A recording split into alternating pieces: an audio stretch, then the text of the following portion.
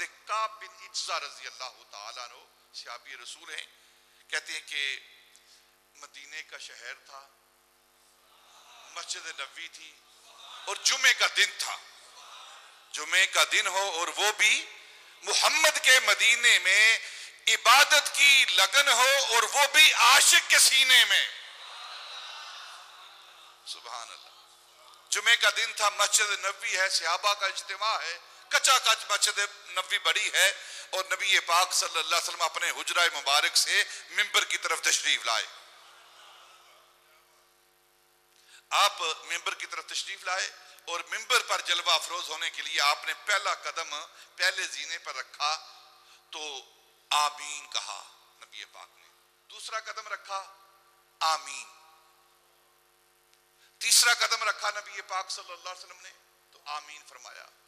صحابہ رضوان اللہ تعالی علیہ مجمعین یہ ساری بات اور عمل دیکھتے رہے اور سنتے رہے۔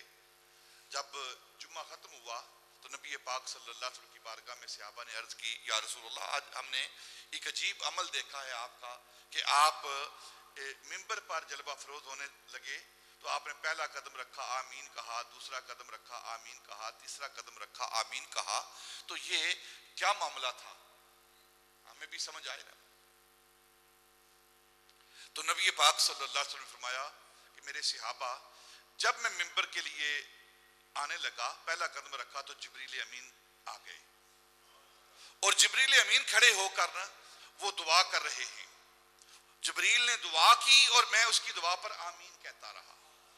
اس نے پہلی دعا کی، پھر دوسری دعا کی، پھر تیسری دعا کی، اور ہر دعا پر میں آمین کہتا رہا۔ اور سنو وہ دعائیں کیا ہیں،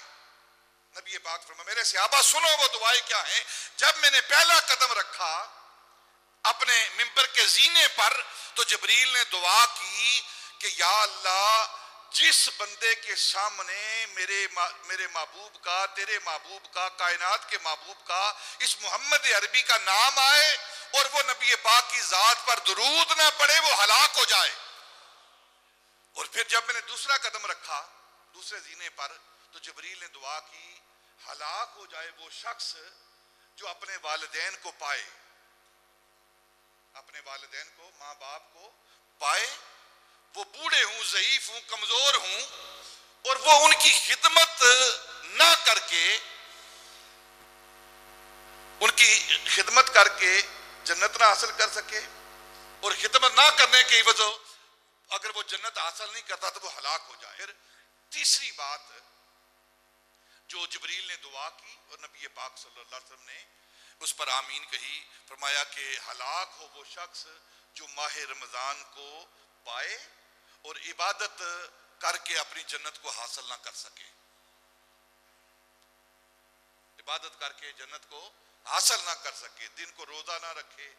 شام کو تراویح نہ پڑھے، نماز کی پابندی نہ کرے، ایسے شخص کی پھر کیا ہلاکت ہے اور کیا ہے۔ یہ تینوں دعائیں نبی پاک صلی اللہ علیہ وسلم جبریل امین دعائیں کر رہے ہیں اور آمین کہنے والے نبی پاک صلی اللہ علیہ وسلم